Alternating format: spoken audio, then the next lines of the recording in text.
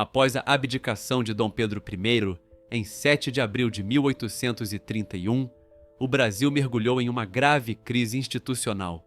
O trono estava vago, o herdeiro era uma criança de apenas 5 anos e o país ainda buscava consolidar sua independência e estabilidade política. Começava então o período regencial, 1831 a 1840. Um dos momentos mais conturbados da história do Brasil, marcado por disputas entre grupos políticos, reformas legislativas, resistência armada em várias regiões e amadurecimento das estruturas do Estado Imperial. Com a saída de Dom Pedro I, a regência do país foi entregue inicialmente a um governo temporário, a Regência Trina Provisória, formada por Nicolau Vergueiro, Carneiro de Campos e Francisco de Lima e Silva. Esse trio tinha a função de manter a ordem até que um novo arranjo político fosse definido. Pouco tempo depois, a Assembleia Geral instituiu a Regência Trina Permanente, agora composta por João Braulio Muniz, José da Costa Carvalho e, novamente, Francisco de Lima e Silva. Essa fase inicial da regência teve de lidar com a fragmentação das forças políticas e os desafios de governar um país de dimensões continentais, onde os interesses locais frequentemente entravam em choque com as decisões do centro do poder, no Rio de Janeiro.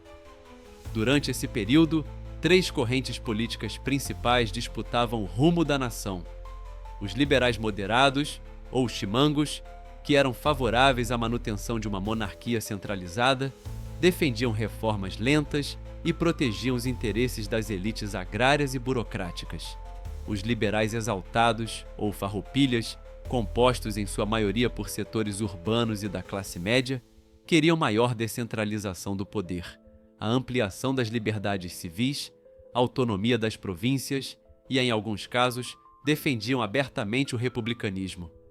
E os conservadores, que não possuíam um partido estruturado à época, mas que já demonstravam sua inclinação por uma ordem social hierárquica, pelo reforço da autoridade imperial e por valores tradicionais, buscando estabilidade e continuidade da estrutura colonial adaptada à nova ordem imperial.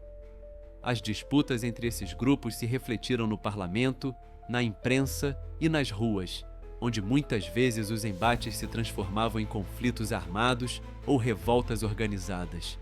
Diante da crescente instabilidade, foi promulgado o Ato Adicional de 1834, uma emenda constitucional de grande impacto.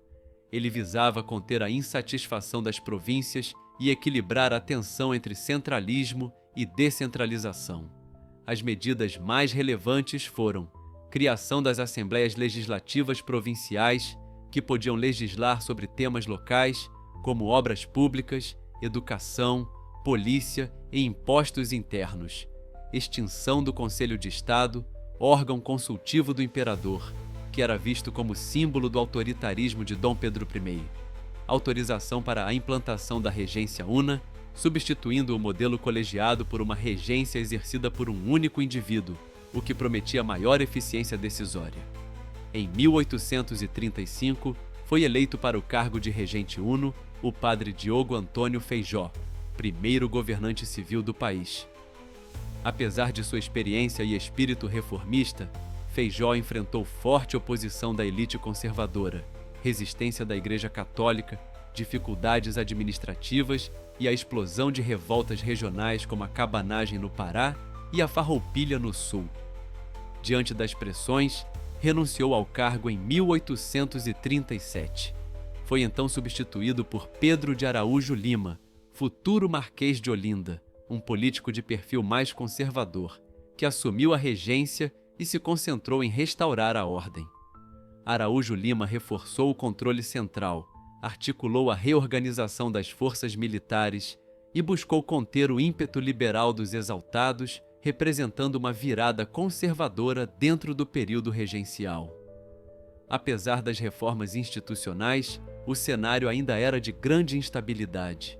Revoltas continuavam a eclodir em várias províncias, a economia estava fragilizada e crescia o sentimento de que apenas a autoridade do imperador poderia unificar o país. Assim, setores liberais e conservadores se uniram para articular a antecipação da maioridade de Dom Pedro II.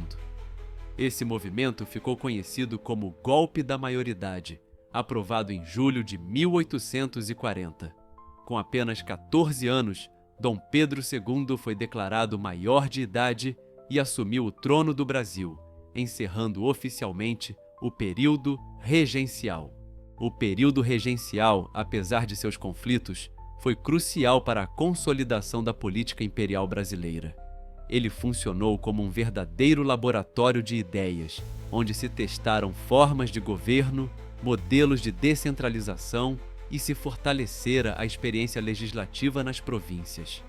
Além disso, foi nesse período que surgiram as primeiras experiências de participação política mais ampla, ainda que limitadas, e que se delinearam os grupos partidários que mais tarde se organizariam no Partido Liberal e no Partido Conservador, durante o Segundo Reinado.